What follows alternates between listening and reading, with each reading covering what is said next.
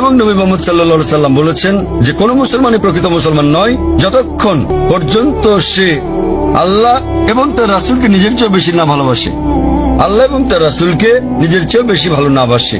এখন আমরা যদি দেখি যে কিছু মানুষ তাদের সন্তানদের সবচেয়ে বেশি ভালোবাসে। একটা গবেষণায় দেখা গেছে যে বানরেরা তাদের সন্তানদের খুব ভালোবাসে। তো একটা বানরকে একটা কুয়ার মধ্যে রাখা হলো তার বাচ্চার সাথে, তারপর পানি ঢালা হলো, কুয়ার ভেতর পানি বাড়তে লাগলো। তখন বানরটা তার বাচ্চাটাকে কোলে তুলে নিল। পানি বাড়তে থাকলে সে তার বাচ্চাটাকে বাঁচাতে চেষ্টা করছিল। যখন সে আর বাঁচাতে পারলো না, সে নিজে বাচ্চা ফেলে লাফ দিয়ে বেরিয়ে এলো। তাহলে তারা তাদের বাচ্চাকে অনেক বেশি ভালোবাসে, কিন্তু নিজের জীবনের চেয়ে বেশি নয়। এ কারণে বাচ্চাটাকে নিয়ে আসতে না পেরে সে নিজে লাফ দিয়ে বেরিয়ে চলে এলো। এটা একটা পরীক্ষা মাত্র। একইভাবে মানুষও তার বাচ্চাকে ভালোবাসে, নিজেকে ভালোবাসে, ঠিক আছে, কিন্তু যখন মুসলমানদের প্রসঙ্গ আসে আমরা আল্লাহ এবং তার রাসূলকে নিজের চেয়ে বেশি ভালোবাসি।